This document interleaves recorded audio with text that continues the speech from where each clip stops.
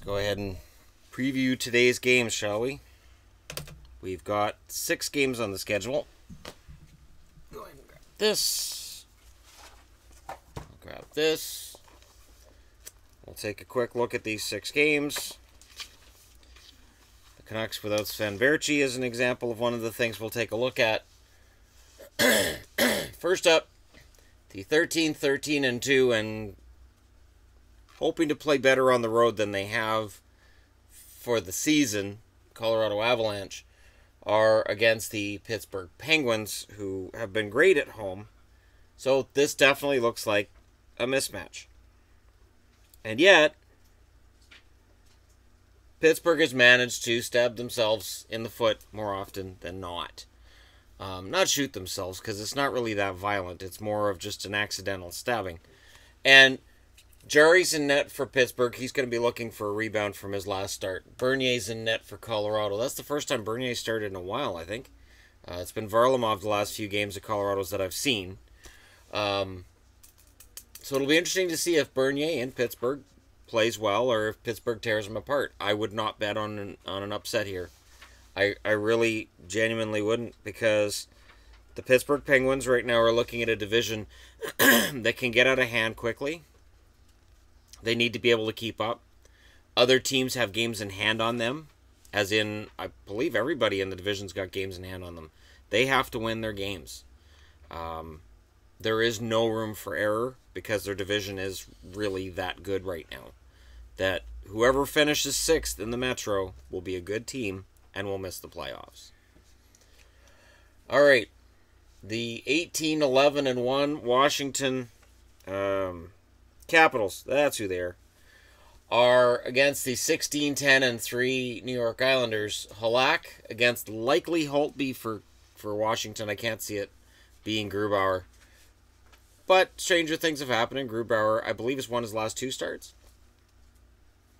Either way, Washington goes in on a hot streak. The Islanders have been cold for the last week and a half, 2 weeks. And they're going to need to turn this around. Again, Metro, 6th place, you're out, and you're probably a pretty good team. The top 5 teams are going to be... There's going to be very little to choose between them, and there's going to be a lot of debate about whether or not whoever's 3rd in the Metro really deserves to go out in the first round, and whether whoever finishes 2nd in the Metro really should face the 3rd place team in the Metro. It's coming.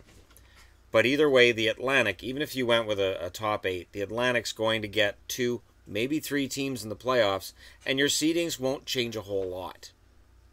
You're still going to end up with one of the good teams in that division being out in the first round. It's going to happen. And then you have to factor in, what about upsets? Some of the greatest upsets, I've done videos on the greatest upsets in hockey history. They happen.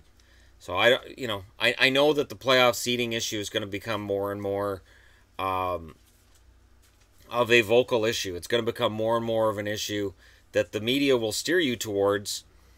And I'm saying it, to me, it's just it's false. I don't see that as a narrative that's even a big deal, and I mean that. I don't really think it's all that big a deal. And I've watched all the way back to the 80s when the Patrick division regularly would have a team miss the playoffs that should have made them. And you'd have a team of the Smythe or the Norris that didn't deserve to be in there that was in the playoffs. It's part of hockey. It's been there for decades. And I like the current playoff setup. And for that reason, well, the Islanders had better win this game, because the Capitals have genuinely got themselves back into the conversation now as to whether or not they're contenders. They're genuinely back in that conversation. And I had not anticipated that at the start of the year. I predicted them to make the playoffs, yes. I think I said they'd be 4th. I know I didn't have Jersey in the playoffs. I know I had Pittsburgh, Columbus, Rangers. Yeah, I'm pretty sure I had them 4th, and then I had Carolina in the playoffs 5th. So that's really highly unlikely at this point. But we'll get to Carolina in a bit. First, let's talk about the walking wounded. I mean the Canucks. So they lose Horvat, and my answer is, well, that's not really that big a deal. Now, Sven Baertschi's out 4 to 6 weeks with a broken jaw. That is a big deal. Sven Baertschi has been better for the Canucks than I really thought he would be when they acquired him.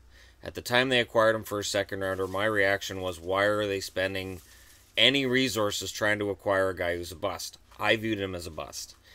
The reality is he's been very useful to them. Now the team's already 14, 12, and 4, meaning 14 and 16 if you count overtime losses as losses. They're not a great team to start with, and they already had problems scoring.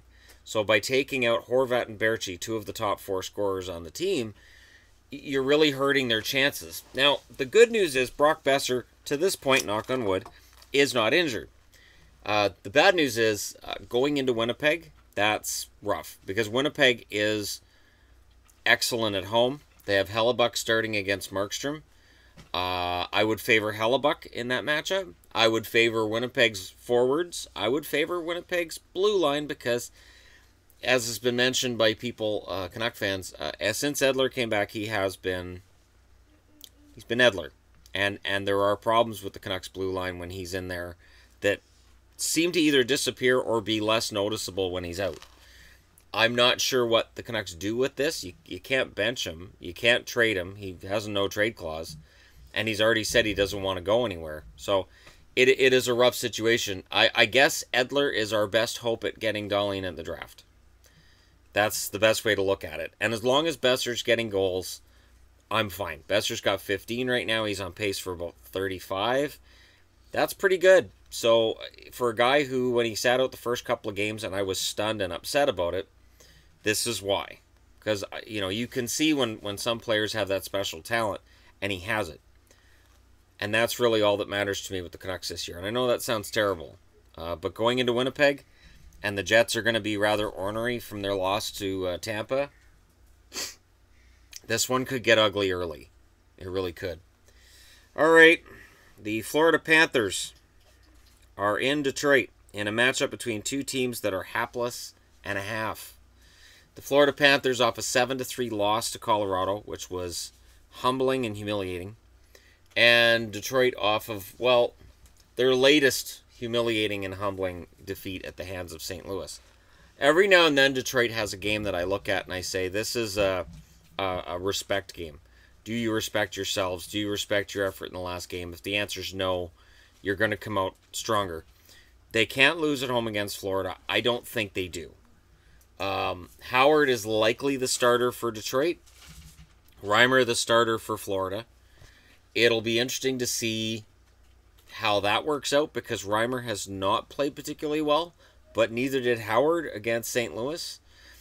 You could make the argument that St. Louis's 4 goals and 8 shots made it look worse for Howard than it was, but again, part of being a great goalie is making saves that look impossible. And I'm looking at guys like what Anderson's been doing recently in Toronto, Crawford's been doing for years in Chicago, Hellebuck in Winnipeg this year, and Bobrovsky since he got to Columbus. This is the kind of goaltending you have to have, and they haven't had it in Detroit. And they haven't had it with Howard or Mrazek. My guess is one of them gets moved. I just don't know who, and I don't know for what. That's the trick. That's the problem. So, if you're looking for an upset, you can pick this one because Detroit's been pretty brutal lately. And Florida at least has shown some spark. Not as much in goal, but in general, there's been some spark from Florida lately that they at least want to salvage something out of this season. So that might be your upset, I guess. It's a tough call, though. Florida is better up front, I believe. In net, it's a saw-off. Depends which guy shows up in both Reimer or Howard or Mrazek. It doesn't matter which one starts. And on the blue line, I give Florida an advantage, but not by a lot. Detroit has a very maligned defense. I understand why. Florida has Ekblad. I'll give them the edge for the fact that they have Ekblad, who has the potential to be a franchise defenseman. I say that, and yet I don't know that he'll ever reach that ceiling, and I think it's unfortunate when a kid at 18 gets that tag on them. And when he was drafted, that's kind of the opinion that was out there. He's a good defenseman, though. Speaking of good defensemen, let us get to Carolina and the walking wounded in Anaheim. Anaheim's always dealing with injuries, and it's still going on. But Getzlaf's back for Anaheim. Getzlaf and Henrique now down the middle. Things look a lot better for Anaheim up front than they did a few weeks ago. But then there's blue line and there's injury issues still going on. That being said, look at this. Both teams have 7 losses in overtime or shootouts. 11-10-7, 12-11-7. When I wrote these records up here, first I wrote up Carolina's and I went, wait, isn't that Anaheim's? And then I had to look and double check. Very similar seasons. These are both teams that were expected to be higher up in the standings, and they've both been just short. Remember, if 3 of these overtime losses were wins, we'd be talking about how well Carolina's playing right now. Same with Anaheim. If Anaheim had turned 3 of these losses into wins, we'd be talking about how Anaheim's, right up at the verge of a playoff position with most of their top players injured. And what a great, amazing story it is. Goaltenders, Carolina, it's likely Darling. It doesn't really matter whether it's Darling or Ward right now. They've both got to step it up. For Anaheim, it's likely Gibson. And he's been very good. But again, Anaheim allows too many shots. You don't really win very many games when you're allowing that many shots unless you have Dominic Hasek in net or Luongo in his prime. You just don't win very many games when you're allowing 36-plus shots per night. If Carolina can generate shots, and Carolina's not a team that's exactly an offensive juggernaut, which hasn't mattered in Anaheim, that could be your upset of tonight. And yet I say upset even though they're both one game over 500, and there isn't really a whole lot to choose between them. And Anaheim is riddled with holes on their roster. Call it an upset at your own peril. And lastly for tonight, I'm calling this the Redemption Cup because of who's in net. The Dallas Stars and the New York Rangers. You have a team in Dallas that was supposed to be higher than they are, 16-13-1. I think this is about what they are. A team that's going to finish about 10 games above 500. And I think it'll be interesting if that doesn't make the playoffs to see what kind of repercussions there are for Jim Nill and or Ken Hitchcock and or the roster. At what point does Dallas look at this team and say, all right, we got to switch things out and make a major move? And I'm not talking about just changing out a new goaltender or maybe bringing in, like they did bringing in Thought during the summer, but like a major move to shake up the roster. Core guy. Pavlich and Lettinen are the goaltenders. So this could be a shooting gallery. It really could. You could see 8-7. The Rangers are 16-11-2. But Pavlich was good in his last game, and Lettinen has been decent in his last 3 games. So it really depends. I do like the Rangers' chances because they're at home. Dallas has been poor on the road. The difference between Dallas at home and on the road is startling. There's other stories of that this year. Colorado's definitely a story of that as well. But this is a game Dallas really, really needs because Central, and the Rangers really, really need it because it's Metro. So this is a game that could get chippy early.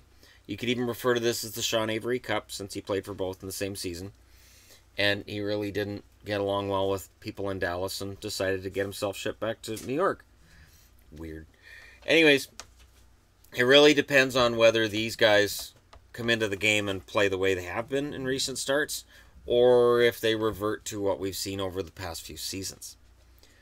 But again, if you want an upset tonight, if you think Pittsburgh has been playing too well lately, which is kind of odd because they lost 4-3 to Toronto,